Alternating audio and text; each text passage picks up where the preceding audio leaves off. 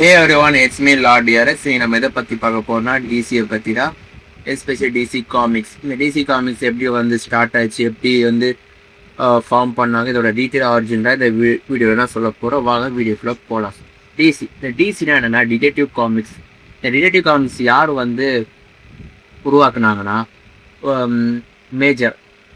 Pager wheeler நிக்கோலசன், இவர் தான் வந்து டிசி காமிக்ஸை உருவாக்கிச்சார். இவர் வந்து பார்த்தா ஒரு ரிட்டையர்டு மேஜர், அதாவது ஆர்மிலேருந்து ரிட்டையர் ஆகி ரிட்டையர்மெண்ட்டை ஏதாச்சும் ஒரு என்டர்டெயின்மெண்ட் வேணும்னு சொல்லிக்கிறான். அந்த டைம் வந்து பார்த்தா 1934லலாம் அந்த அளவுக்கு என்டர்டெயின்மெண்ட்டே இல்லை. அவங்க என்டர்டெயின்மெண்ட்டே ரேடியோ இல்லை புக்ஸ் ஆர் நியூஸ் பேப்பர், இதுதான் அவங்களுக்கு என்டர்டெயின்மெண்ட். அந்த டைம் அவர் என்ன பண்ணுறாரா, நியூஸ் பேப்பரை ரேண்டமாக இது பண்ணும்போது இந்த கார்ட்டூன் இந்த ஸ்ட்ரிப்ஸ் தனித்தனியாக அந்த ட்ராயிங் பண்ணி வச்சு அந்த அதிக சொல்லுவாங்கள்ல, அது வந்து ரொம்ப இன்ஸ்பயர் ஆகுது. நம்ம ஏன் இந்த மாதிரி ட்ரை பண்ணக்கூடாது சொல்லி தான் இது ஸ்டார்ட்டும் பண்ணுறாரு. அவர் என்ன யோசிக்கிறார், நம்ம கொஞ்சம் வித்தியாசமாக இது பண்ணலாம், அதில் இருக்கிற கதை எடுக்காமல் நம்ம ஒரு யூனிவர்ஸை கிரியேட் பண்ணலாம், நம்ம ஒரு கதாபாத்திரம் கிரியேட் பண்ணலாம்னு சொல்லி 1935 ஃபர்ஸ்ட்டு வந்து பார்த்தா அவர் ரிலீஸ் பண்ணுறாரு ஒரு காமிக். அதான் ஃபர்ஸ்ட் காமிக். பட் அந்த ஃபர்ஸ்ட் காமிக்கில் ஒரு வித்தியாசமான ஒரு கேரக்டர், டாக்டர் கேரக்டர் யூஸ் பண்ணுறாங்க. ஃபர்ஸ்ட் டிசி காமிக்கோட கேரக்டரே வந்து டாக்டர் ஆக்டர். இவர் வந்து பார்த்தா ஒரு டிடெக்டிவ். அந்த டிடெக்டிவ்னால டிசியில் அந்த ஃபுல் ஃபார்ம் டிடெக்டிவ் காமிக்ஸ் சொல்லி இது எப்படி சொல்கிறது 1935 வந்துருது. பட் அது வந்து எப்படி சொல்கிறது ஹிட் ஆயிடுச்சு. பட் அந்த அளவுக்கு வந்து ரெவென்யூ அவங்க ஜென்ரேட் பண்ணல. அப்போ 1938 சூப்பர்மேன் காமிக்ஸ் அவங்க ரெடி பண்ணுறாங்க.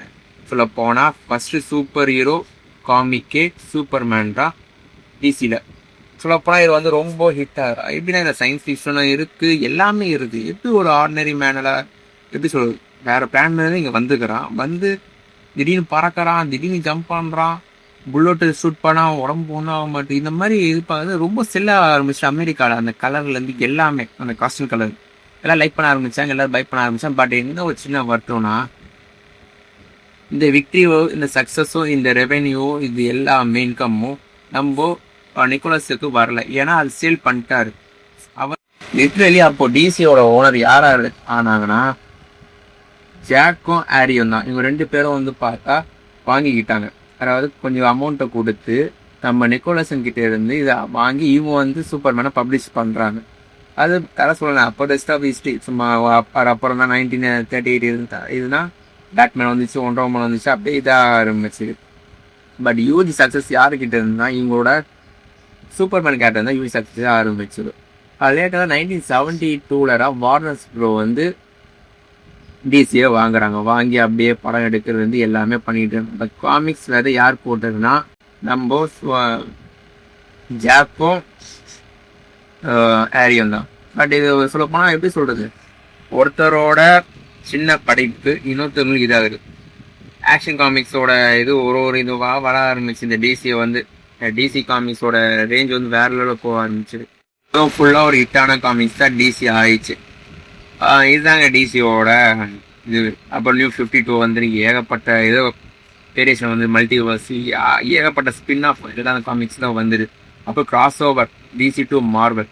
அப்படி இருந்த டிசி இப்போ வந்து மூவிஸில் டவுன்ஃபால் ஆகிற காரணம் என்னென்னா, ஒருத்தோட விஷயம் முழுசாக வந்து WB வந்து கேட்கல. அந்த டைம் நல்லா போயிட்டு இருந்த ஒரு கதையை திடீர்னு ஸ்கிராப் பண்ணுறது வந்து எல்லாமே பண்ணிட்டு இருக்காங்க.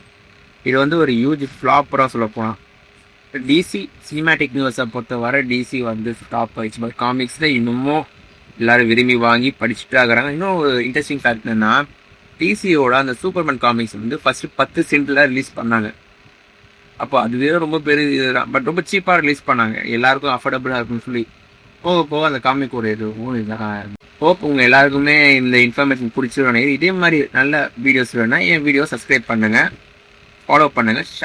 வேற ரிலேட்டடாக வீடியோ வேணும்னா கூட கமெண்ட் பாக்ஸ் கமெண்ட் பண்ணிட்டு போங்க. இப்படிக்கு வீடியோ உங்களை நான் லார்ட் DRX. பை.